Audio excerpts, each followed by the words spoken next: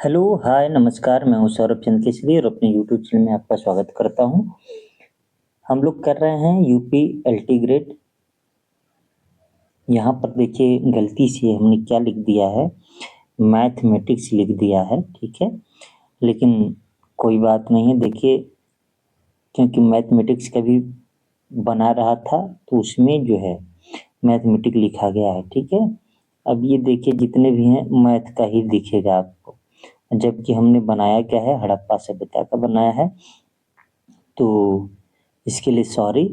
अब टाइपिंग करने में क्या होता है कि दिमाग से उतर जाता है और हमने बार बार क्या कर दिया, यूपीएसआई का मैथ में तैयार कर रहा था तो उसमें लिख दिया, लेकिन है ये टोटली सिंधु घाटी सभ्यता से ही प्रश्न है। तो माइंड मत करिएगा, तैयारी करिए। आप प्रश्नों को देखिए, ठीक है। आज का प्रश्न है, सिंधु घाटी सभ्यता की लिपि की सूचना प्राप्त होती है। मतलब वो कौन सी लिपि है, हमें कैसे पता चलती है? क्या आभूषणों से या मूर्तियों से या मोहरों से या खिलौनों से? तो याद रखिएगा, हमें लिपि के बारे में मोहरों से पता चलती है, ठीक है। आपको मैं बता दूं कि इसकी जो लिपि है पिक्टोग्राफ है, भाव चित्रात्मक लिपि है, जिसे कई नामों से जानते हैं। हमने क्या कह दिया मेरे भाई, इसको पिक्टोग्राफ बोला गया, पिक्टोग्राफ लिपि। इसको कहते हैं भाव चित्रात्मक लिपि, चित्रात्मक, ठीक है ना। भाव चित्रात्मक लिपि। इसके अलावा जानते हैं इसको और क्या कहते हैं? गौमूत्री लिपि। मैं वो बताऊंगा क्यों कहते हैं गौमूत्र लिपि। इसी को क्या कहते हैं? सर्पिलाकार, सर्पिलाकार लिपि। इसके अलावा क्या कहते हैं? ब्रुस्टो फेडन या फेदम, ठीक है ना। दोनों ही कहते हैं बुस्टो फेडन लिपि। इतना लिपि से इनको जाना जाता है। अच्छा, इसको इतने नामों से क्यों जाना जाता है? देखिए मेरे भाई, जैसे ही इसको आप देखेंगे दाएं से बाएं लिखा जाता है ना, तो ये कुछ इस तरीके से लिखा जाता है। हम जैसे इधर से गए बाएं से दाएं, ठीक है ना, फिर यहाँ से दाएं से बाएं हम लिखेंगे, फिर क्या है, फिर बाएं से दाएं, फिर दाएं से बाएं, फिर बाएं से दाएं। आप देखिए क्या सर्पिलाकार बन रहा है कि नहीं। तो इसलिए इसे हम क्या कहते हैं, सर्पिलाकार लिपि या गौमूत्र लिपि भी कहते हैं। इसमें आपको देखने को मिलेगा चित्र, जैसे कि ये देखिए, ये मछली जैसा हो गया कि नहीं हो गया, तो ये एक चित्र हो गया। अब ये देखिए, ये हो गया यू की तरह, वी की तरह। इसी प्रकार के आपको चित्र मिलेंगे, इसीलिए इसे कहते हैं भाव चित्रात्मक लिपि। इसे अभी तक पढ़ा नहीं गया है, इसीलिए सिंधु घाटी सभ्यता को आद्य ऐतिहासिक काल में रखा गया है। और याद रहे, अभी करंट अफेयर आप पढ़े होंगे, देखे होंगे कि तमिलनाडु के मुख्यमंत्री जो थे स्टालिन, उन्होंने घोषणा की कि अगर जो भी सिंधु घाटी सभ्यता की लिपि को पढ़ेगा उसे $1 मिलियन या फिर कितना $1 मिलियन का पुरस्कार उन्होंने रखा है, ठीक है ना। इस लिपि में अगर कहें तो लगभग, देखिए एग्जैक्ट नहीं है लेकिन लगभग इसमें 64 मूल चिन्ह है। अगर कभी पूछ दे कितने चिन्ह है तो 64 मूल चिन्ह है, ठीक है ना। लेकिन अगर अक्षरों की बात करें, चित्र अक्षर की, तो लगभग लगभग 400 से 500 के बीच में है, ठीक है ना। लेकिन मूल चिन्ह जो है 64 से ही ये सब बने हुए हैं। तो कभी कभी पूछ दे सिंधु घाटी सभ्यता में, सिंधु लिपि में कितने मूल चिन्ह हैं, तो आपको जवाब देना है 64, ठीक है ना। 64 ना हो तो इसी के आसपास वाला ऑप्शन चयन करना है। चलिए, दूसरा प्रश्न है, दूसरा प्रश्न ये है। अब मैं आपको वो नहीं दिखाऊंगा कि किस चीज का है, बस इतना ही आप करिए। दूसरा प्रश्न है आज का कि वह सैंधव पूरा स्थल जहां झुककर झांकर संस्कृति विकसित हुई है। ये इंपॉर्टेंट है, याद रखिएगा।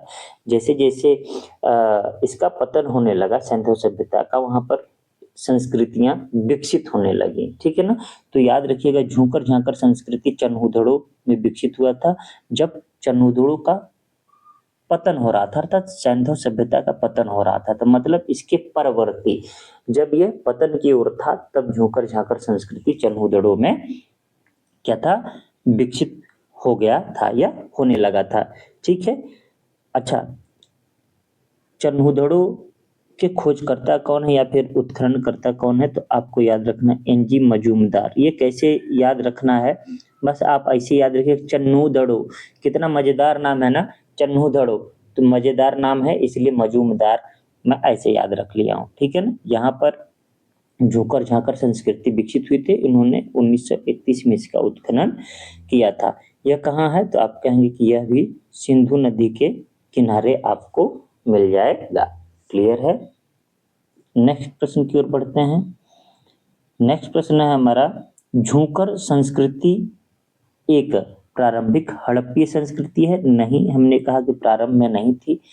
परिपक्व हड़प्पी है? नहीं, हमने अभी बताया जब ये पतन हो रहा था, मतलब परवर्ती हड़प्पीय संस्कृति है। यही ऑप्शन सी जो है आपका राइट आंसर होगा, ठीक है। नेक्स्ट प्रश्न की ओर बढ़ते हैं। नेक्स्ट प्रश्न है हमारा, कह रहा है एक विकसित जल प्रबंधन का साक्ष्य प्राप्त हुआ है। अच्छा, विकसित जल प्रबंधन का साक्ष्य कहाँ से प्राप्त हुआ है? क्या हड़प्पा है, मोहनजोदड़ो है, लोथल है या धौलावीरा है? देखिए, जल प्रबंधन का मतलब क्या है? जल का संग्रहण, ठीक है ना। क्या है? जल का संग्रहण। तो जल का जो संग्रहण है वो धौलावीरा से प्राप्त हुआ है, कि ये लोग जल का संग्रहण किया करते थे। और आप देखें कि यहाँ पर एक विशाल जलाशय उत्खनन के दौरान एक विशाल जलाशय मिला है, ये इस तरीके से, जिसमें जल का संग्रह किया गया होगा ऐसा अनुमान लगाया गया। और इसकी लंबाई चौड़ाई की अगर बात करें तो 80.4 मीटर लंबी और 12 मीटर चौड़ी, और जो गहराई थी वो 7.5 मीटर गहरी थी, ठीक है ना। ये आपको याद रखना है। क्या है? एक जलाशय का साक्ष्य मिला है जिसकी लंबाई 80.4, चौड़ाई 12 मीटर तथा गहराई 7.5 मीटर थी, और इसमें लगभग 2.5 लाख, क्या 2.5 लाख घन मीटर पानी जमा हो सकता था। इसकी खोज इन्होंने की, इसका पता लगाया। और ये लोग जलाशय को कैसे बनाते थे या फिर जल संरक्षण कैसे करते थे, प्रबंधन कैसे करते थे? ये लोग बांध बना करके, छोटे छोटे बांध कई जगहों पर बना करके क्या करते थे, ये जल प्रबंधन करते थे। नेक्स्ट प्रश्न होगा यहाँ पर, कह रहा है सिंधु सभ्यता का एक प्रसिद्ध नगर हड़प्पा स्थित था। अच्छा, हड़प्पा कहाँ स्थित था भाई? क्या सिंधु घाटी के तट पर था, कि गंगा नदी के तट पर, कि रावी के नदी के तट पर, या फिर सरस्वती के तट पर? तो सभी को आसान भाषा में याद होगा कि रावी के तट पर, ठीक है ना। हड़प्पा कहाँ स्थित है? रावी के तट पर। मोहनजोदड़ो कहाँ है? तो आप कहेंगे कि सिंधु के तट पर। लोथल कहाँ है? भोगवा नदी के तट पर, ठीक है। ये इसलिए याद रखना है, मैंने पहले ही बता दिया कि उत्खननकर्ता का नाम, उस शहर का नाम, शहर किस नदी के किनारे पर है, उस शहर से क्या क्या मिला है। ये बहुत महत्वपूर्ण टॉपिक है और प्रश्न आए हैं। देखिए, हमेशा ये टीजीटी पीजीटी का ही मैं लेकर के चल रहा हूं, ठीक है। नेक्स्ट प्रश्न है हमारा, कह रहा है कि मोहनजोदड़ो के महान स्नानागार की खोज किसने की थी? कितना बढ़िया प्रश्न है, और ये रिपीटेड प्रश्न है, इसलिए मुझे लगता है कि सभी लोग इसका जवाब दे देंगे। ये क्या है भाई? मोहनजोदड़ो है। मोहनजोदड़ो है ना, तो मोहनजोदड़ो की खोजकर्ता कौन है? तो रखालदास बनर्जी हैं। जब रखालदास बनर्जी हैं तो इसके स्नानागार की भी खोज किसने किया है? रखालदास बनर्जी ने। इन्होंने कब खोज किया था? 1922 में। इनसे पहले 1921 में दयाराम साहनी ने हड़प्पा का खोज किया था, ठीक है। आगे बढ़ते हैं। नेक्स्ट प्रश्न है हमारा, बड़ा हो गया भाई। नेक्स्ट प्रश्न है, कह रहा है कि सिंधु घाटी के समाज में कौन सा पशु शक्ति के प्रतीक के रूप में? अभी हमने बताया था प्रीवियस वीडियो में कि प्रोफेसर मार्शल ने इसको शक्ति का प्रतीक कहा था, और इसे बहुत पूजनीय पवित्र पशु माना गया था। तो वो क्या था? वृषभ। वृषभ मतलब बुल, वो जो बैल था, कुबड़ वाला बैल, ठीक है ना। क्लियर है। देखिए, घोड़े के बारे में पता नहीं था, गज के बारे में पता था, सिंह का भी नहीं मिलता है, बल्कि क्या मिलता है? व्याघ्र बाघ का मिलता है। तो नेक्स्ट प्रश्न की ओर बढ़ते हैं। नेक्स्ट प्रश्न है हमारा, भारतीय उपमहाद्वीप में किस भाग में हड़प्पा संस्कृति का उदय हुआ? अच्छा, आप देखिए ये तो आपको रटा रटाया है, फिर भी मैं थोड़ा सा कर देता हूं ताकि क्या हो। ये हमारा मानकर चलिए भारत है, बहुत अच्छा नहीं बन पाएगा लेकिन फिर भी आप समझ जाएंगे। और ये क्या है? पाकिस्तान है मेरे भाई, और ये थोड़ा अफगानिस्तान है। और आपको पता है कि जो भारत है, भारत की संस्कृति यहाँ पर दो अफगानिस्तान में मिला है, ज्यादातर पाकिस्तान में मिला है स्थल, और यहाँ से ये बस इतना तक मिला है। ठीक है, तो आप बताइए ये वाला जो एरिया है भारत का कौन सा भाग है? देखिए ये पूरब हो गया, ठीक है ना, ये पूरब हो गया, ये उत्तर हो गया, ये पश्चिम हो गया, ये दक्षिण हो गया। तो ये पूरब, ये उत्तर पश्चिम में है कि नहीं है? तो यहीं पर आपका जो जवाब हो जाएगा उत्तर पश्चिमी भाग में हड़प्पा सभ्यता का उदय हुआ था। ठीक है ना, याद रह जाएगा। देखिए अगर आप पढ़े हैं अच्छे से चित्र से तो ये सब इतना नहीं है, तुरंत टिक कर देंगे कि उत्तर पश्चिमी एरिया में हड़प्पा सभ्यता का क्या हुआ था? विकास हुआ था, और ये पूरा का पूरा त्रिभुजाकार में विकसित हुआ था। नेक्स्ट प्रश्न की ओर बढ़ते हैं। सैंधव सभ्यता ज्ञात हुई अभिलेखों से, साहित्य से, उत्खनन से, या फिर सिक्कों से? तो ये तो रटा रटाया प्रश्न है कि उत्खनन से ही हमें किसके बारे में पता चलता है? सैंधव सभ्यता। तो यहाँ पर ऑप्शन सी हो जाएगा राइट आंसर मेरे भाई। क्लियर है, कोई दिक्कत नहीं होना चाहिए, क्योंकि उत्खनन से ही तो हमें सबसे पहले दयाराम साहनी ने बताया कि जॉन मार्शल के निर्देशन में 1921 में ये हड़प्पा नामक स्थान को, कि यहाँ पर एक सभ्यता, बहुत नगरीय सभ्यता थी, जो कि आज से 5000 साल पहले विकसित हुई थी। तो उत्खनन से हमें प्राप्त हुआ है। क्लियर रहेगा।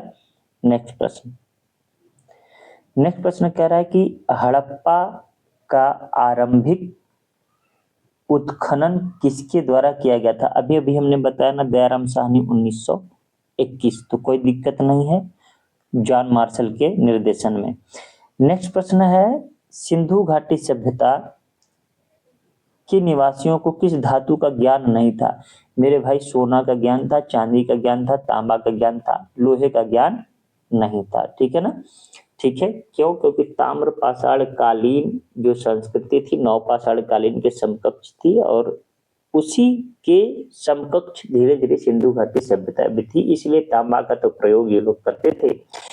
तांबा के साथ साथ इन्होंने एक कला भी सीख ली, कांस्य बनाना। ये कांस्य क्या होता है मेरे भाई?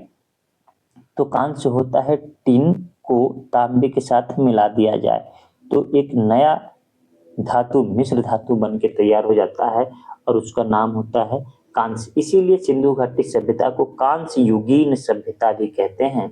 तो यहाँ पर जो आंसर होगा हमारा लोहा हो जाएगा, लोहे का ज्ञान नहीं था। नेक्स्ट प्रश्न फिर बढ़ते हैं।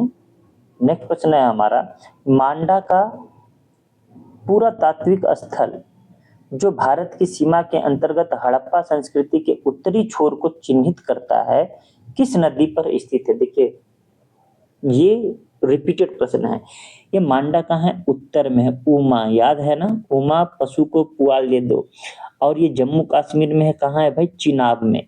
ये प्रश्न दोबारा रिपीट हो गया है, और यह 1999 के टीजीटी में आया है। अब देखिए जो पुराना प्रश्न है तो इसका मतलब ये नहीं कि ये प्रश्न दोबारा नहीं पूछ सकता है, बिल्कुल पूछ सकता है। तो इसलिए आपको याद रखना है, चिनाब नदी के किनारे मांडा विकसित हुई थी। ठीक है, नेक्स्ट प्रश्न की ओर बढ़ते हैं। नेक्स्ट प्रश्न है हमारा, कौन सी सिंधु घाटी सभ्यता की सबसे प्रमुख विशेषता थी? अर्थव्यवस्था, धार्मिक जीवन, नगर योजना, सामाजिक जीवन। यह इसीलिए तो इतना चर्चा में आई कि इसकी जो नगर योजना है वह क्या था? सबसे प्रमुख विशेषता था। इसके समकक्ष जितने भी सभ्यता थे, जैसे चीन की सभ्यता अर्थात पीली नदी की सभ्यता या हांगोह नदी की सभ्यता, नील नदी की सभ्यता अर्थात मिस्र की सभ्यता, और मेसोपोटामिया की सभ्यता जो दजला फरात नदी के किनारे विकसित हुई थी। इन तीनों सभ्यताओं और सिंधु घाटी सभ्यता, ये चौथी सभ्यता, सभी लगभग लगभग समकालीन थी, और इनमें से सबसे विकसित नगर नियोजन जो था वो सिंधु घाटी सभ्यता में था। इसलिए सिंधु घाटी सभ्यता का सबसे प्रमुख विशेषता क्या है? आप कहेंगे नगर नियोजन या नगर योजना। उम्मीद करता हूं ये आपको समझ में आया होगा, ठीक है ना। ये जो नगर था ग्रिड पद्धति पर आधारित था, और आपको पता है ग्रिड पद्धति का मतलब यह होता है कि इसके जो रास्ते थे वो 90 डिग्री पर काटते थे, इस तरीके से, समझ में आ रहा है। इस प्रकार से इस नगर का क्या किया गया था, नियोजन किया गया था, योजना बनाया गया था। नेक्स्ट प्रश्न की ओर बढ़ते हैं। नेक्स्ट प्रश्न है हमारा, निम्नलिखित में से कौन सी विशेषता सिंधु घाटी सभ्यता को विश्व की अन्य समकालीन सभ्यताओं से विशिष्ट बनाती है। देखिए अभी इसी प्रश्न को दूसरे तरीके से पूछ दिया कि नहीं, नगरीय योजना ही दूसरों से भिन्न बनाती है, ठीक है मेरे भाई, नगरीय योजना ही दूसरों से भिन्न बनाती है। आज का अंतिम प्रश्न है हम लोगों का कि निम्नलिखित में से कौन हड़प्पा संस्कृति का एक स्थल है जहां पर फारस की खाड़ी की मुद्रा का उत्खनन प्राप्त हुआ है। फारस की खाड़ी का मुद्रा उत्खनन में प्राप्त होने का मतलब क्या है, इसका मतलब यह है कि भारत का अपने मतलब इंटरनल व्यापार तो होता ही था, एक्सटर्नल व्यापार भी होता था, अर्थात विदेश व्यापार भी होता था, अन्य सभ्यताओं से भी व्यापार होता था, इसका मतलब यही है। अच्छा तो यह कहाँ से प्राप्त होगा, एक कॉमन सेंस लगाना है, जहां पर बंदरगाह होगा, और बंदरगाह कहाँ था, लोथल में था, ठीक है ना। गोदीवाड़ा सबसे बड़ा, हड़प्पा सभ्यता का सबसे बड़ा आर्किटेक्ट स्थापत्य कला कहाँ था, लोथल में था, लोथल का गोदीवाड़ा, ठीक है ना। मैंने बिल्डिंग की बात नहीं की है, स्थापत्य कला की बात की है, ठीक है ना। तो लोथल, लोथल से हमें प्राप्त हुआ फारस की खाड़ी का मुद्रा, ठीक है ना, जिससे यह पता चलता था कि हड़प्पा सभ्यता के लोग फारस की खाड़ी से क्या करते थे, व्यापार करते थे, मेसोपोटामिया से व्यापार करते थे। तो हम लोग 15-15 क्वेश्चन की सीरीज लेकर चल रहे हैं, ये सीरीज यहीं पर खत्म होता है। तो उम्मीद करता हूं आप लोगों को सीरीज पसंद आ रहा होगा। पसंद आ रहा है तो मेरे चैनल को जरूर शेयर करें, सपोर्ट करने के लिए लाइक करें, और नए चैनल पर हैं तो सब्सक्राइब करें। मिलते हैं नेक्स्ट वीडियो में, तब तक के लिए नमस्कार।